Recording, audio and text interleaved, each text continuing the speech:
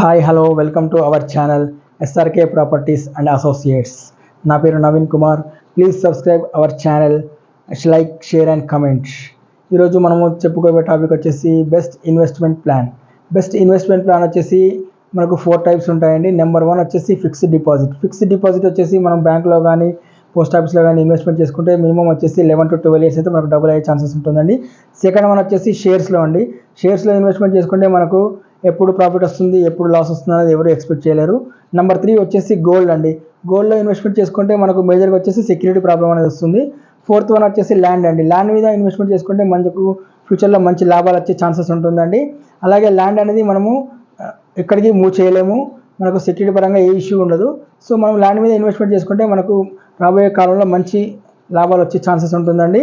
So మనం ఇంకొకటి ఏంటంటే మనము భూమి మీద ఎక్కడ ఇన్వెస్ట్మెంట్ చేయాలి వచ్చేసి మనము చుట్టుపక్కల డెవలప్మెంట్స్ ఏమేమి ఉన్నాయి, దాని దగ్గరలో డెవలప్మెంట్స్ వచ్చేసి స్కూల్స్ కానీ, కాలేజెస్ కానీ, ఎంటర్టైన్మెంట్ పరంగా కానీ, ట్రాన్స్పోర్టేషన్ పరంగా కానీ, ఇవన్నీ ఏమున్నాయి అనేది మనం చూసుకొని ఇన్వెస్ట్మెంట్ చేసుకుంటే మనకు మంచి లాభాలు వచ్చేసి ఛాన్సెస్ ఉంటుందండి.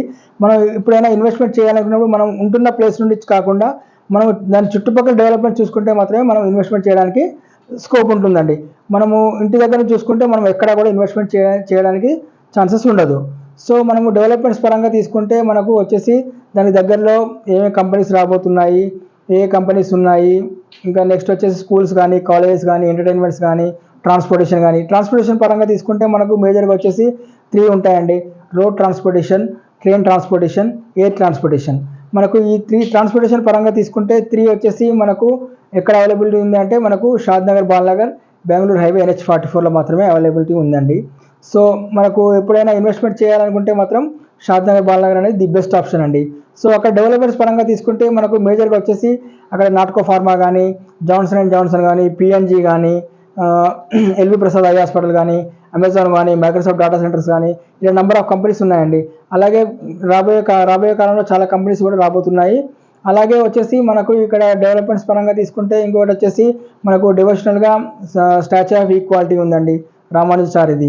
అలాగే మనకు స్పిరిచువాలిటీ పరంగా తీసుకుంటే కన్నా శాంతివనము, ఇక్కడ 1 lakh పీపుల్ ఎట్ ఏ టైమ్గా ధ్యానం చేసుకోవడానికి ఛాన్స్ ఉంది.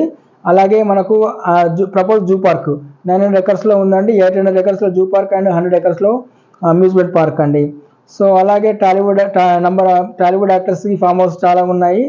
సో అలాగే మనకు ఇక్కడ ఇన్వెస్ట్మెంట్ చేస్తే మనకు రాబోయే రోజులలో మంచి లాభాలు వచ్చే ఛాన్సెస్ ఉంటుంది. మనకు వచ్చేసి రీజనల్ రింగ్ రోడ్కి చాలా దగ్గరలో మంచి ప్రాజెక్ట్స్ ఉన్నాయండి, తక్కువ బడ్జెట్లో ఉన్నాయి. ఎవరికైనా కావాలనుకున్న వాళ్ళు నా నంబర్కి కాల్ చేయగలరు. నా నంబర్ వచ్చేసి 9347032818. Thank you very much.